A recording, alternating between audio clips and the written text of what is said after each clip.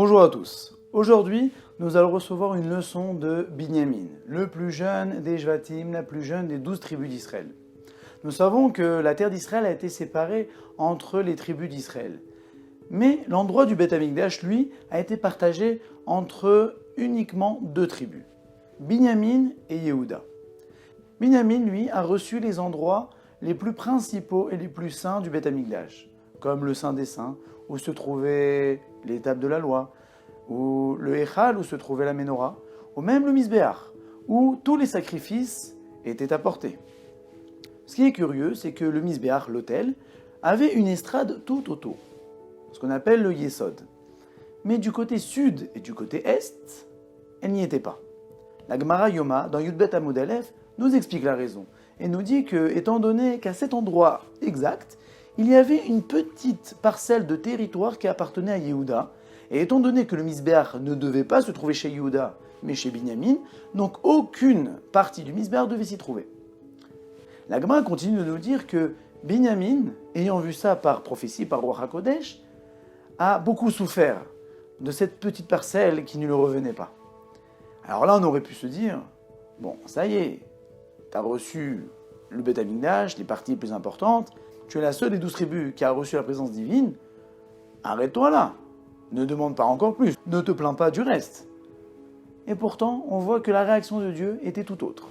Akadosh Baruch Hu l'a récompensé et lui a dit, puisque tu t'es plaint, tu as souffert de cette petite parcelle qui ne te revenait pas, bah tu auras le mérite que je résiderai éternellement dans ton territoire.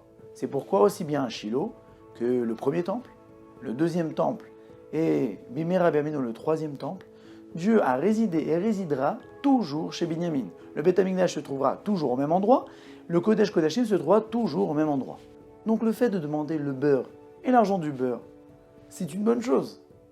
Nous voyons des gens que lorsqu'ils doivent faire une acquisition matérielle, aussi bien une voiture ou une maison ou du mobilier ou toute autre chose, vont mettre leurs exigences très très hautes. Ils vont avoir des ambitions qui atteignent la lune, avec des prix au ras des pâquerettes. Mais d'un autre côté, dans le côté spirituel, ces mêmes gens-là vont se suffire de peu. Vont prendre un loulav à peine cachère pour la bracha avec un prix au rabais, ou se suffiront de 2 minutes d'études quotidiennes, ou se suffiront d'un petit quart d'heure pour la tfila par-ci, par-là, tout en se justifiant et disant que tu crois vraiment que Akadosh Baruch Hu attend de moi que je devienne le grand de la génération? Je suis une personne modeste, un V, ça suffit.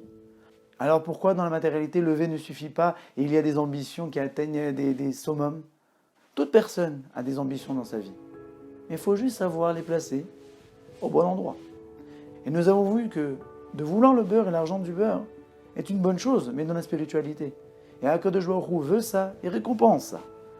Donc, si une personne avait le choix entre un studio et un hôtel particulier, le choix est fait. Alors pourquoi dans l'Olam Haba, si nous avions le choix entre un studio et un hôtel particulier, pourquoi nous arrêter au studio? Si nous pouvons atteindre des sommets et pouvoir résider dans un palais.